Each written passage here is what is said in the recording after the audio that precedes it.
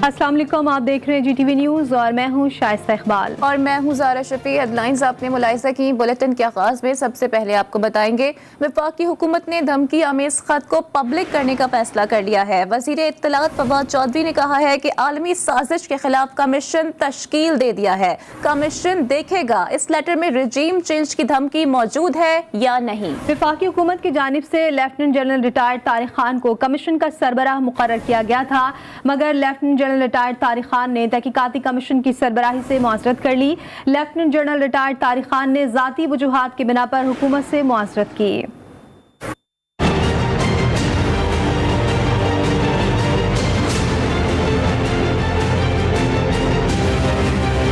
Letter gate की तहकीकात के लिए तहकीकाती कमीशन तश्कील। कमीशन 90 रोज़ में तहकीकात मुकम्मल करके अपनी रिपोर्ट पेश करेगा। इस्लामाबाद में वज़ीर इत्तलात व कानून फवाद चौधरी ने कमीशन की तश्कील से मुतालिक मीडिया को आगाह किया। आज काबीना ने ये जो एक आलमी साजिश है इसको सामने रखते हुए एक कमीशन तश्कील दिया है, जिसको ये कहा गया है कि वो इस सारे मामले के पीछे छुपे करैक्टर्स को, उनके मामलात को इन्वेस्टिगेट करे और वो कौम के सामने लाए जाए। फवाद चौधरी ने मीडिया को बताया कि कमीशन देखेगा कि इस लेटर में रजीम चेंज की धमकी मौजूद है या नहीं। फवाद चौधरी ने सुप्रीम कोर्ट के फैसले पर तहफ़्फ़ुज़ात का इजहार करते हुए कहा कि कल के फैसले से पार्लियामेंट की बालादस्ती खतरे में पड़ गई। उन्होंने सवाल उठाया कि अदालत कैसे कह सकती है कि स्पीकर ने अपने फैसले का इस्तेमाल सही किया या गलत। लेटर का मवाद तमाम मेंबरान असम्बली के सामने रखा जाएगा।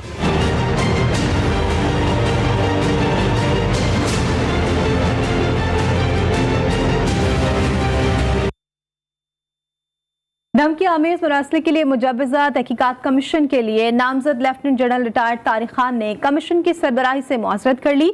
उनका कहना है कि वफाकी वजीर अली जैदी ने उनसे कमीशन की सरबराही के लिए राबता किया। अली जैदी को बताया कि अदम एतमाद आ चुकी है। अदम एतमाद आने के बाद हुकूमत गैर यकीनी की सूरत हाल से दो चार है। तहरीक अदम एतमाद के बाद मौजूदा या नई हुकूमत ने राबता किया तो वो सोचेंगे। कौमी असम्बली का इजलास कल सुबह 10:30 बजे तलब कर दिया गया है। इजलास के 6 नुकाती एजेंडा भी जारी कर दिया गया है। तहरीक अदम एतमाद पर वोटिंग एजेंडे में शामिल है। अपोजिशन की जानिब से नए कायदे ऐवान के इंतखाब का मामला एजेंडे में शामिल करने का मुतालबा किया गया। इजलास की हिकमत अमली तय करने के लिए मुत्तहदा अपोजिशन ने भी अपोजिशन की पार्लिमानी पार्टी का इजलास तलब कर लिया।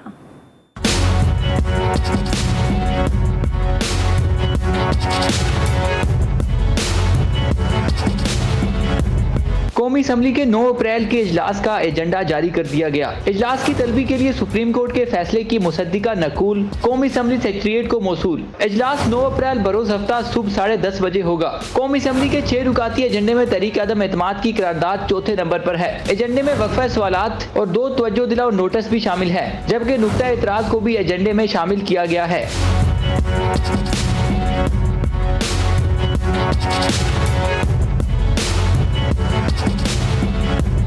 इजलास की हिकमत अमली तय करने के लिए मुत्तहदा अपोजिशन ने अपोजिशन की पार्लिमानी पार्टी का इजलास भी तलब कर लिया। इजलास में मरियम नवाज भी खुसूसी तौर पर शिरकत करेंगी। इजलास में तमाम अपोजिशन जमातों के अरकान को शिरकत की हदायत कर दी गई है। इजलास में अरकान को तहरीक अदम एतमाद के तरीक़ाकार से आगाह किया जाएगा। सुप्रीम कोर्ट ने स्पीकर को कौमी असम्बली का इजलास हफ्ता 9 अप्रैल सुबह 10:30 बजे बुलाने का हुक्म दिया था।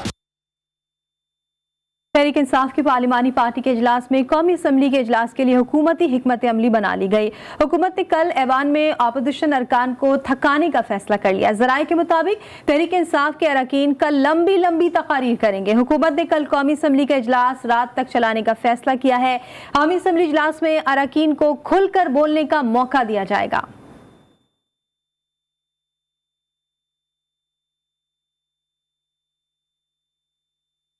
तहरीक इंसाफ ने अवामी राबता मुहिम तेज करने, तमाम असला में जलसे करने और अपोजिशन का भरपूर मुकाबला करने का फैसला कर लिया है। वजीर आज़म इमरान खान ने कहा है कि हम सुरखरू हुए और अपोजिशन अवाम में जाने से घबरा गई। ये भी वाज़ेह किया कि शहबाज शरीफ को अचकन आसानी से नहीं पहनने देंगे।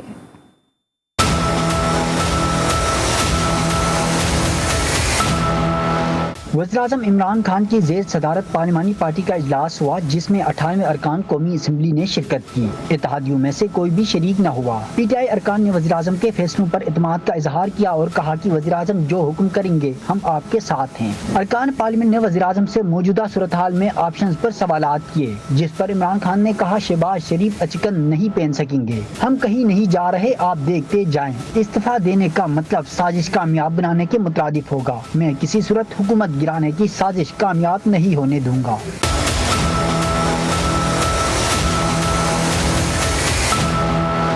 वज़ीर-ए-आज़म ने अपने अरकान को हिदायत दी कि आप लोग हलकों में जाएं, अपने लोगों को इस साजिश से आगाह करें। ये सारे मिलकर भी हमें नहीं रोक सकते क्योंकि कौम हमारे साथ है। पाकिस्तान के 22 करोड़ अवाम के मुतालबे पर पेश करदा तहरीक अदम एतमाद कल इंशाअल्लाह पाकिस्तान को मायूसियों और मसाइल के अंधेरों से निकालने में अहम संग मील साबित होगी। सदर मुस्लिम लीग नून मियां शहबाज शरीफ का ट्विटर पैगाम लिखा कि पाकिस्तान को इज्तिमाई दानिश, यकजहती और इत्तेफाक राय के मरहम की जरूरत है।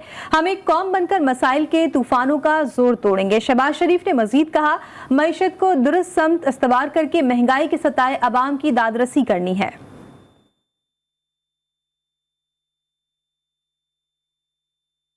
पाकिस्तान के 22 करोड़ अवाम के मुतालबे पर पेश करदा तहरीक अदम एतमाद कल इंशाअल्लाह पाकिस्तान को मायूसियों और मसाइल के अंधेरों से निकालेगी। ये तो कहना था शहबाज शरीफ का, लेकिन अभी आपको बताएं कि गैर मुल्की ताकतें अदम एतमाद के जरिए मुल्क पर मुसल्लत होना चाहती हैं। मसला हार जीत का नहीं, इस केस में तमाम ताकतें बेनकाब हो चुकी हैं। वज़ीर दाखिला शेख रशीद का कहना है कि आखिरी ऑप्शन इस्तीफा है, इमरान खान को इस्तीफा दे देना चाहिए। हम चोरों और डाकुओं के खिलाफ गली मोहल्ले में आखिरी गेंद तक लड़ेंगे। उम्मीद है अच्छे फैसले आएंगे।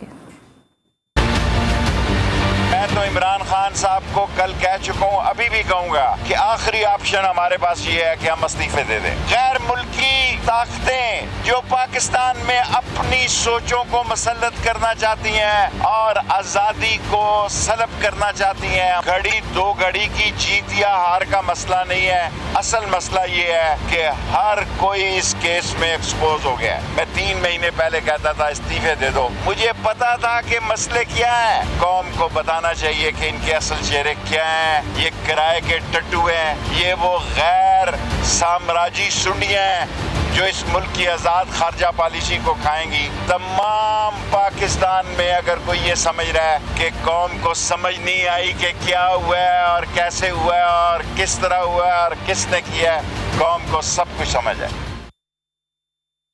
वज़ीर-ए-आज़म और स्पीकर के बाद डिप्टी स्पीकर भी अपोजिशन के निशाने पर आ गए। अपोजिशन ने डिप्टी स्पीकर के खिलाफ भी तहरीक अदम एतमाद जमा करा दी। अपोजिशन रहनुमा मुर्तज़ा जावेद अब्बासी ने तहरीक अदम एतमाद जमा कराई। तहरीक अदम एतमाद के मुताबिक डिप्टी स्पीकर ने मुतनाज़ रूलिंग दी। डिप्टी स्पीकर भी अपनी गैर जानिबदारी खो चुके। कौमी असम्बली सेक्रेटेरिएट में एडिशनल सेक्रेटरी ने तहरीक अदम एतमाद की दरख्वास्त वसूल की। दरख्वास्त के मुताबिक कासिम सूरी ने ऐवान चलाते हुए बदतरीन मिसाल कायम की। डिप्टी स्पीकर ने अपोजिशन को उसके जमहूरी हक से महरूम किया।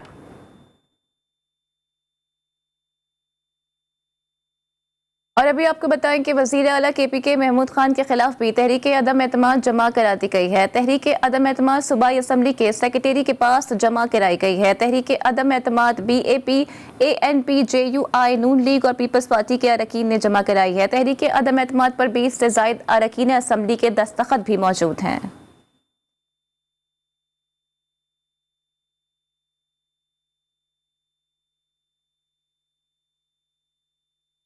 वज़ीर बल्दियात सिंध नासिर हुसैन शाह ने इमरान खान को नई हुकूमत में पाकिस्तान क्रिकेट बोर्ड का चेयरमैन लगाने की पेशकश कर दी। वज़ीर इत्तलात फवाद चौधरी के बयान पर रद्द-ए-अमल पर नासिर हुसैन शाह ने कहा कि अगर इमरान खान कहें तो हम उनको नई हुकूमत में क्रिकेट बोर्ड का चेयरमैन लगाने का सोचेंगे। इमरान खान के पास अब इस्तीफा देने के अलावा और कोई सरप्राइज नहीं। नासिर शाह ने कहा कि कल सुप्रीम कोर्ट ने एक तारीख साज फैसला दिया जिससे मुल्क के वक़ार में इजाफा हुआ।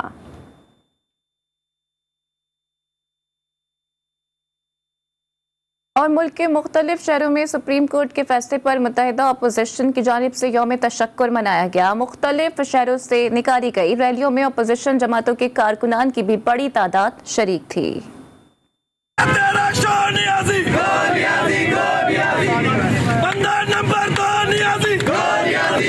सुप्रीम कोर्ट के फैसले पर हुकूमत मुखालिफ मुत्तहिदा पोजीशन की जानिब से मुल्क भर में बाद नमाज जुम्मा यौम तशक्कुर मनाया गया। भावलपुर, अहमदपुर शर्किया, रावलपिंडी, ओश शरीफ, हैदराबाद, नौशहरा, लोअर दीर समेत मुख्तलिफ शहरों से रैलियां निकाली गयी और शुक्राने के नवाफिल अदा किए गए। इस मौके पर मुजाहिरीन का कहना था कि सुप्रीम कोर्ट का फैसला आइन और जमहूरियत की फतह है।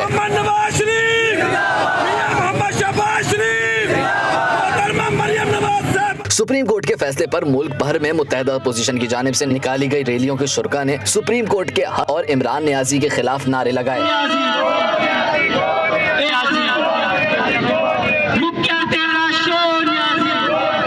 कारकुनान ने एक दूसरे को मुबारकबाद दी। रावलपिंडी में PDM के ओहदेदारान ने हाथों की जंजीर बनाई।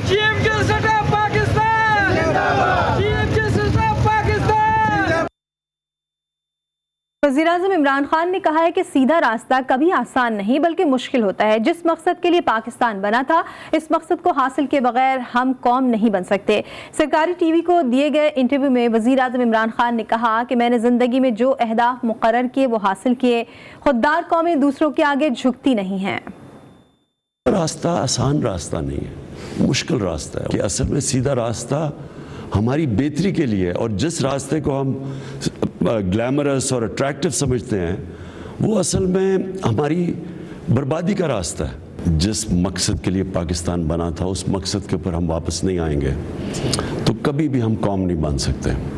आप जैसी जैसी ज़िंदगी में ऊंच नीच देखते हैं और मुख्तलिफ रास्ते, जब जिस तरह मैं देख के आया हूँ, मैंने तो बड़ी ज़िंदगी वो ऐसी ज़िंदगी गुजारी है, शायद ही किसी को इस तरह का मौका मिला। आप अल्लाह के अलावा किसी सामने झुकें, चाहे वो मुल्क हो, चाहे सुपर पावर हो, चाहे वो कोई इंसान हो। Chief justice Lahore high court ने हमजा शहबाज और डेप्यूटी स्पीकर दोस्त मोहम्मद मजारी की दरख्वास्तों पर तहरीरी हुक्मनामा जारी कर दिया। फैसले के मुताबिक अदालत को जो सूरत हाल बताई गई वो आइन और रूल्स ऑफ प्रोसीजर से मुतसादिम है। एडवोकेट जनरल और एडिशनल एडवोकेट जनरल अदालती अहकाम पर अमल दरामद कराएं। सेक्रेटरी सूबाई असम्बली वज़ीर आला के इंतखाबी अमल का मुकम्मल रिकॉर्ड लेकर पेश हों। दरख्वास्त गुजार के मुताबिक इंतखाब के लिए 6 अप्रैल को पंजाब असम्बली का इजलास बुलाया गया। 6 अप्रैल को इंतखाब के हवाले से एडवोकेट जनरल पंजाब ने सुप्रीम कोर्ट को यकीन दहानी करवाई।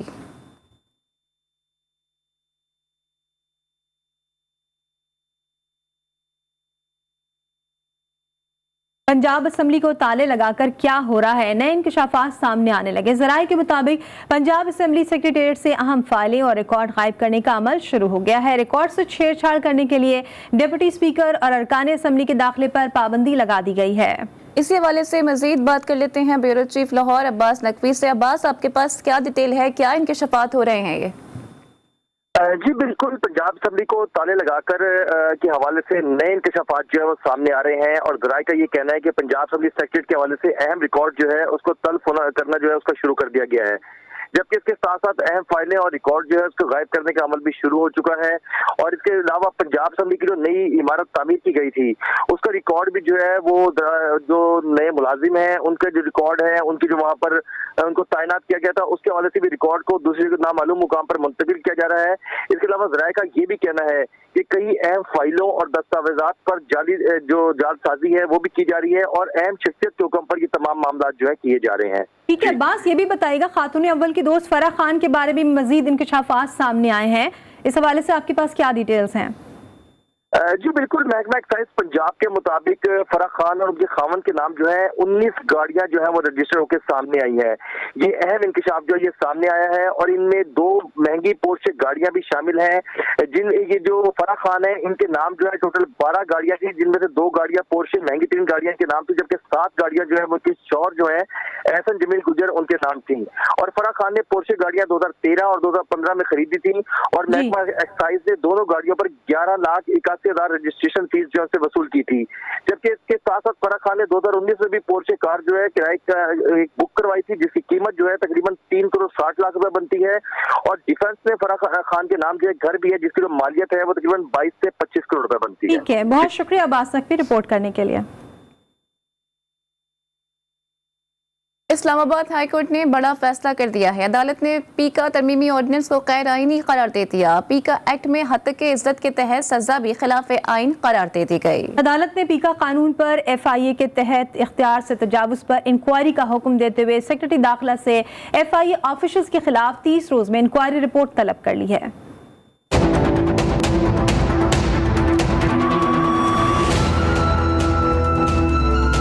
इस्लामाबाद हाई कोर्ट के चीफ जस्टिस अतर मिनुल्ला ने पीका एक्ट कवानीन में तरमीम पर मुतफरका दरख्वास्तों का महफूज शुदा फैसला सुना दिया। मुख्तसर फैसले में पीका ऑर्डिनेंस के खिलाफ दरख्वास्तें मंजूर कर ली और पीका तरमीमी ऑर्डिनेंस को गैर आईनी करार देते हुए हत्या की इज्जत को काबिल दस्तअंदाजी जुर्म बनाने वाली पीका शेख 20 भी कालादम करार दे दी।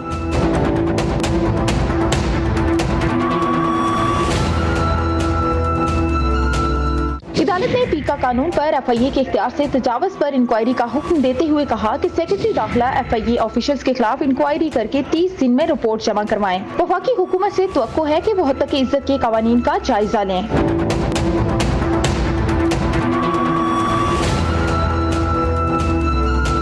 अदालत ने मुराद सईद की शिकायत पर मोहसिन बेग, बिलाल कोरी और साबिक चेयरमैन पैमरा अबसार आलम के खिलाफ भी मुकदमात खारिज कर दिए। फैसले में कहा गया है कि शिकायत कुनिंदा हत्या की इज्जत के दीगर कवानीन के तहत दरख्वास्त दायर कर सकते हैं। हाजिर होंगे इस ब्रेक के बाद, हमारे साथ रहिए।